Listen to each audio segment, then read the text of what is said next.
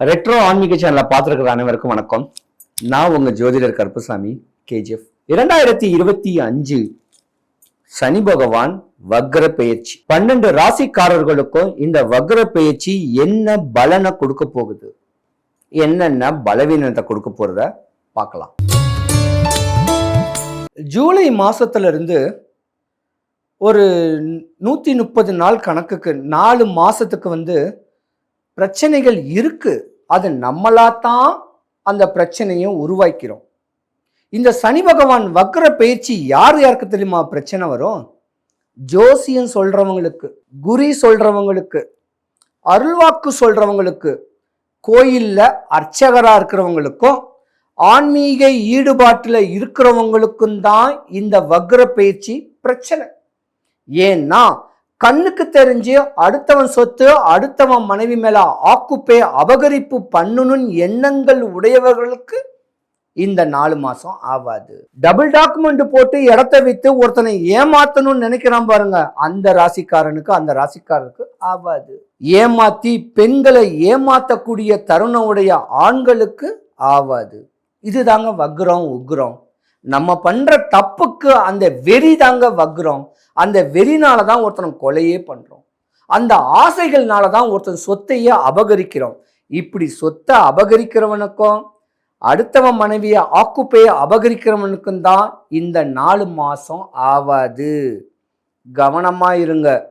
ஆசை, கோபம், காமத்தை கட்டுப்படுத்தி ஆன்மீக வழியில இருங்க. தெய்வ அனுகிரகத்துல இருங்க. இப்படி கோயில்களுக்கு தீர்த்த யாத்திரைகள் போங்க. பணம் இருந்தா தானம், பணம் இல்லைன்னா தியானம். தன்னை யாருன்னு பாவிச்சுக்கிட்டு தனக்குள்ள இருக்க வேண்டிய சக்தி என்னன்னு ஒரு கோயிலையும் தியானம் பண்ணுங்க. இந்த 4 மாசம் எந்த குறையில எதுலையும் மாட்டிக்காதீங்க. உங்க வாழ்க்கையே தரமட்டமாயிடும்.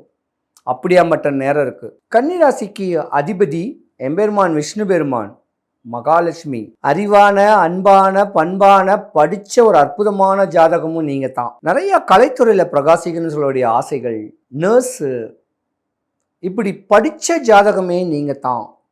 ஆனா சித்தர் ஜாதகம், பெண்ணா பிறந்தா சித்தர் ஜாதகம் இல்லை, சிஸ்டர் ஜாதகம். நீங்க தாங்க கொஞ்சம் கவனமா இருக்கணும். சனி பகவான் உங்க ஜாதகத்துல கண்டகச்சனியா இருக்கிறாரு. ரொம்ப கவனமா இருக்கணும். ஏமாந்துடக்கூடாது. படிச்சுக்கிட்டு இருக்கிற பெண்கள் பாவம் ஏமாந்துடக்கூடாது. வேலைக்கு போகக்கூடிய ஒரு பெண்களும் இல்லற வாழ்க்கையில் ஏமாந்துடக்கூடாது. தனக்கு தேவையான ஒரு நட்பை, நண்பனை, காதலனா ஏற்பட்டிங்கன்னா தேவையில்லாத இடையூறுகளை சந்திக்கக்கூடிய தருணம் இருக்கும். குடும்பத்தில் சேர்ந்து தாய் தகப்பனுடைய ஒபீனியனில் நீங்கள் முடிச்சிங்கன்னா தான் உங்களுக்கு தாரம் இருதாரம் வராது. ஏன்னா உங்கள் ஜாதகத்தை பொறுத்த வரைக்கும் பார்த்தீங்கன்னா இல்லறம் நல்லறமாக அமையக்கூடிய நேரங்காலம் கன்னிராசிக்காரங்களுக்கு ரொம்பவே கம்மி தான். எம்பெருமான வேண்டுங்க, எந்த குறையும் வரக்கூடாது. படித்த படிப்புக்கு உண்டான வேலை, வேலைக்கு உண்டானதுக்கப்புறம் நல்ல ஒரு இருமணம் கூடக்கூடிய திருமணங்கள் நடந்து குழந்தை குட்டியோட வாழணும்னு சொல்லக்கூடிய ஆசைகள் வரணும். நாட்டுக்காக வாழுவீங்க, இல்லை வீட்டுக்காக வாழுவீங்க, உங்களுக்காக வாழ மாட்டீங்க. ஆசைகள் நிறையா இருக்கும்.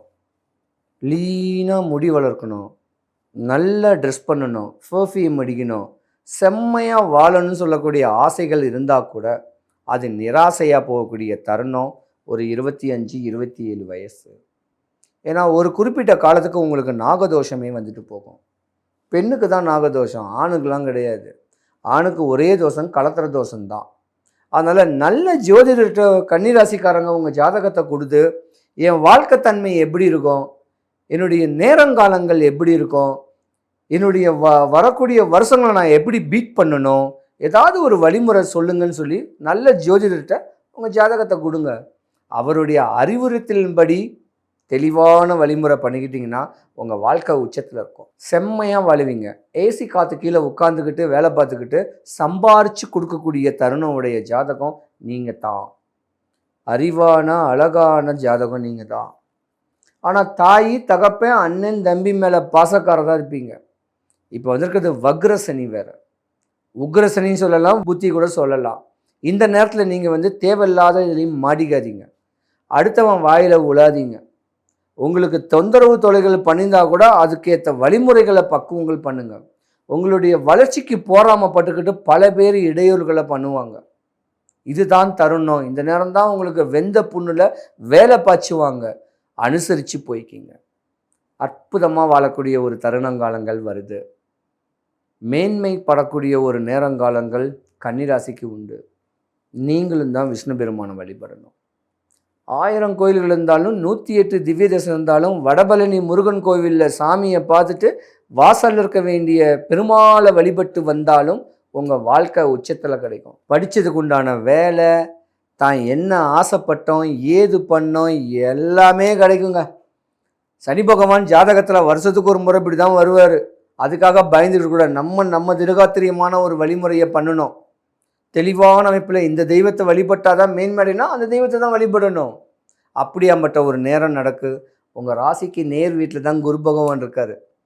சனி பகவான் என்ன தான் வக்ரபுத்தி ஆனாலும் குரு பார்வையில் இருக்கிறனால உங்களுக்கு சுபகாரியம் தடைப்படாது. குருவும் முருகரும் ஒன்று. அதுக்கு தான் வடபழனி முருகனை போய் ஒரு நாள் பாருங்கள். கோயில் உள்ளே போங்க. கோயில் வாசலுக்கு வேண்டிய பூக்காரங்கிட்ட ஒரு 5 முழம் பூவை வாங்கிட்டு, மல்லிகைப்பூ வாங்கி குட்டி குட்டியாக கட் பண்ணி சாமியை பார்த்துட்டு பிரகாரம் சுற்றுறவங்களுக்கு ஒன்று கொடுங்க. உங்கள் வாழ்க்கை ஜெயிச்சிடும். குறையில்லாமல் இருக்கணும். சனி பகவான் வக்ர பயிற்சி. பயப்படாதீங்க. வக்ரம்னா வேகம், வக்ரம்னா கோபம்.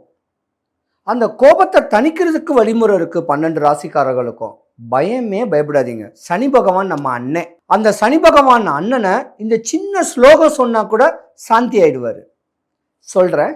ஒன்பான் கிரகத்துக்குள் ஒன்றாய் மிளிர்கின்ற எங்கள் அண்ணா சனி ஈஸ்வர பகவானே, அன்பால் நான் உன்னை அடிப்பணிவேன், என்பால் நாங்கள் அடைந்த துன்பங்கள் போய் இருள் அகற்றி தூய நலம் திகழ எனக்கு இன்றே தருவாய் அருள். அண்ணா சனீஸ்வர பகவானேன்னு சொன்னாலே வக்ர பேச்சு ஒன்றாவது, உக்ர பேச்சு ஒன்றாவது. நம்மளுடைய ஆசைகள் தேவைகள் எல்லாமே பூர்த்தியாகும். சனி பகவானும் செவ்வாய் பகவானும் ஒன்று. செவ்வாய்னா முருகக்கடவுள். முருகனை வழிபட்டு வந்தாலும் அந்த உக்ரம் வக்ரம் தணிஞ்சு நம்ம ஆசைகள் என்ன, நம்ம தேவைகள் என்ன, ஏன் நோய், கடன், வறுமை, பயம், சத்ரு, எதிரி, வேலை இல்லை, கல்யாணம் ஆகலை, குழந்தை இல்லை, ஏன் கஷ்டப்படுறோம்? இந்த கஷ்டங்கள் போறதுக்கு ஒரு அருமருந்து, சின்ன பரிகாரம். முருகனுக்கு 1000 கோயில் இருக்கு, 6000 கோயில் இருக்கு, 6 பட முருகன் கோவில் இருக்கு.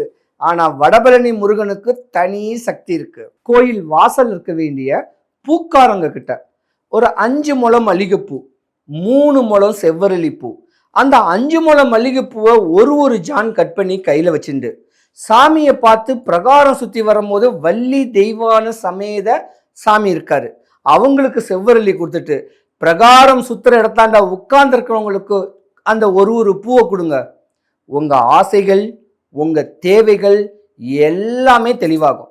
சனி பகவான் உக்ரம் வக்ரம் கோபமானாலும் சாந்தி அடையக்கூடிய தருணம் நம்ம வடபழனி முருகன் கோவிலுக்கு இருக்கு. இந்த சின்ன பரிகாரத்தை செய்யுங்க. 100க்கு 100 இந்த வக்ர பேச்சு உங்களை ஒன்றும் பண்ணாது. தெய்வத்துடைய அனுகிரகத்துக்கு கிரகங்கள் எல்லாமே சாதகமாக ஆனது எல்லாமே சிவபெருமானுடைய கண்ட்ரோல்ல தான். உக்ரம் வக்ரமான ஒன்றை உள்ளுக்குள்ளே ஒரு சிவன் இருக்காரு, அங்கேயும் வழிபடலாம். இப்படி முறையான வழிமுறைகள் பண்ணீங்கன்னா உங்க வாழ்க்கை உச்சநிலை. படித்தவனுக்கு வேலை, வேலைக்கு அப்புறம் திருமணம், குழந்தை குட்டி, வாழ்க்கையை ரசித்து ருசித்து வாழக்கூடிய தருணம் உங்க எல்லாருக்கும் உண்டு. பயப்படாதீங்க. சனி பகவான் அண்ணான்னு கேளுங்க. அண்ணான்னு வழிபட்டாவே நம்மளுக்கு எந்த காரியங்களும் இடையூறு இல்லாம வீணான பிரச்சனைகளை கூட மாட்டி விட மாட்டாரு. கண்ணுக்கு தெரிஞ்சு தப்பு பண்ண விட மாட்டாது. மனசாட்சி இருக்கு, அதுதான் சனி பகவான். அந்த மனசாட்சிக்கு மீறி நம்ம தப்பு பண்ணாதான் சனி பகவான் உக்ரத்துல இருப்பாரு. அப்பத்தான் நம்மளுக்கு தண்டனை உண்டு. அந்த கோபம், அந்த வெறி நம்ம ஜாதகத்துல சாந்தி கொடுக்கத்தான் இந்த மாதிரி குட்டி குட்டி குட்டி குட்டி பரிகாரம். சின்ன பரிகாரங்கள் தான் பலிக்கும், பெரிய பரிகாரம் பலிக்காது. இருந்திருந்தாலும் ஒரு நாள், என்னைக்காவது ஒரு நாள் இல்லை செவ்வாய்க்கிழமை எம்பெருமான் வடபழனி ஆண்டவரை தரிசிங்க. உங்க வாழ்க்கையில சுபிக்ஷம், ஐஸ்வர்யம், கடாட்சியம் கிடைக்க எம்பெருமான் வடபழனி ஆண்டவனுடைய அனுகிரகம் உங்களுக்கு பரிபூர்ணமாக கிடைக்கணும். சிவாய நம.